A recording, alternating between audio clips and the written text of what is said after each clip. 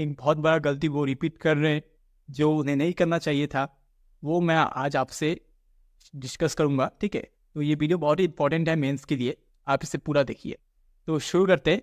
तो सबसे पहले मैं आपको मेरे कंप्यूटर स्क्रीन में ले जाता हूँ, वहाँ पे मैं कुछ आपको समझाना चाहता हूँ। तो चलिए।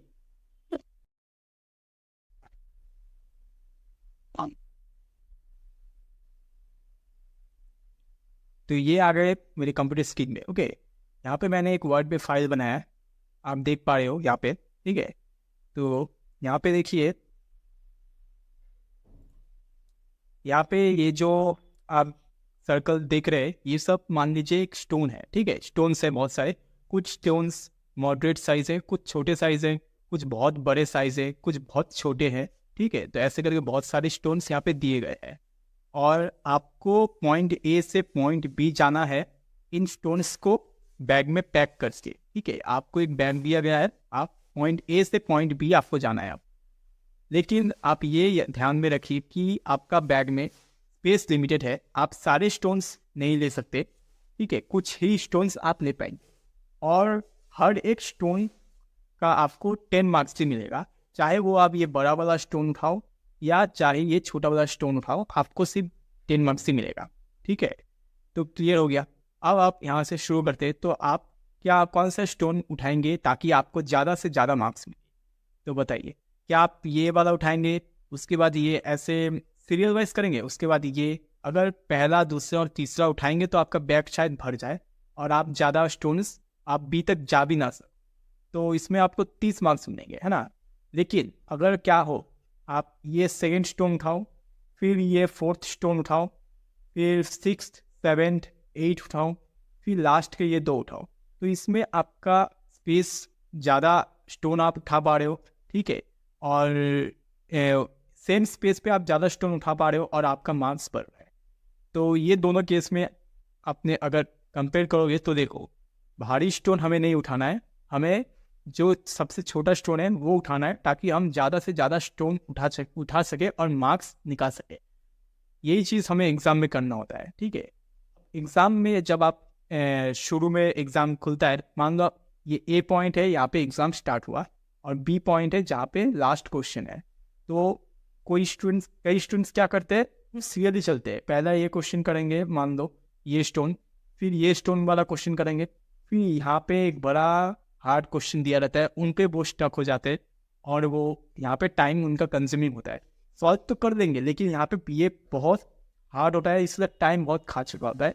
लेकिन मार्क्स तो आपको वही 1 मार्क्स से मिलना होता है। ठीक है, 1 मार्क्स या 2 मार्क्स, जो भी, मैं एग्जाम स्पेसिफिकली मैं नहीं बोल रहा हूँ, मैं जस्ट समझा रहा हूँ। ठीक है, मार्क्स तो हर एक क्वेश्चन का सेम ही होता है। तो इस क्वेश्चन में मार्क्स सेम था लेकिन आपने यहाँ पर टाइम ज़्यादा दे दिया, फिर ये क्वेश्चन फिर ये क्वेश्चन, ऐसे करते, ऐसे नहीं करना है।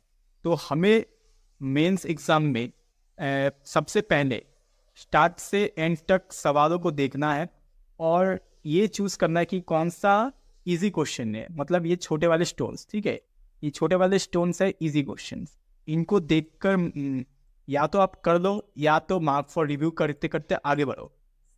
अगर एग्जाम थोड़ा हार्ड लेवल का आता था तो मैं क्या करता था, सबसे पहले पूरा एकदम एंड तक जाता था और इन इजी क्वेश्चंस को मार्क फॉर रिव्यू करता था और हार्ड क्वेश्चंस को छोड़ देता था, दिखता भी नहीं था। ठीक है, अब हार्ड कौन सा है, इजी कौन सा है, ये कैसे पता चलता है?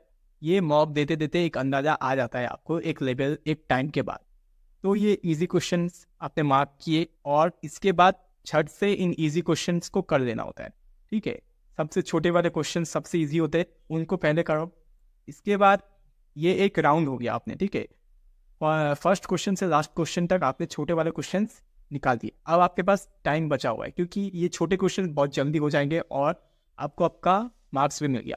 अब आप मॉडरेट क्वेश्चंस को पकड़ो, जो मीडियम साइज के स्टोन से सपोज, ठीक है, इनको पकड़ो, इनको सेकेंड राउंड में करो।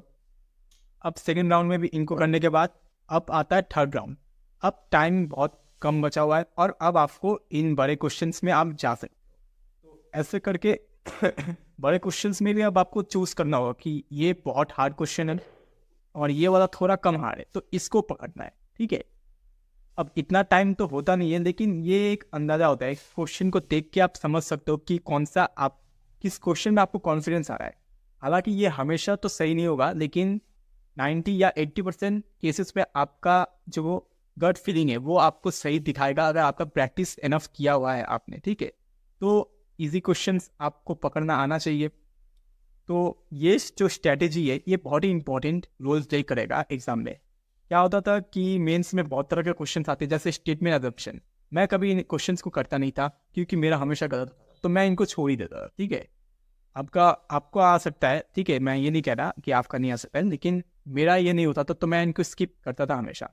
फिर कुछ पजल ऐसे आ जाएंगे जैसे जिसमें 3-4 वेरिएबल दिया हुआ है, उनको तो पहले करना नहीं है, ठीक है, उनको कभी भी पहले करना नहीं होता था, तो उनको मैं छोड़ देता था। तो ये सब होते हैं हार्ड क्वेश्चंस। मार्क्स तो आपको उतना ही मिलना है। अगर आप इस पजल को सॉल्व करने के बजाय दूसरा पजल सॉल्व करोगे तो वो जल्दी होगा, ठीक है, जो इजी है वो जल्दी होगा। और क्या पता आप उस वक्त में 2 पजल और सॉल्व कर लो, ठीक है।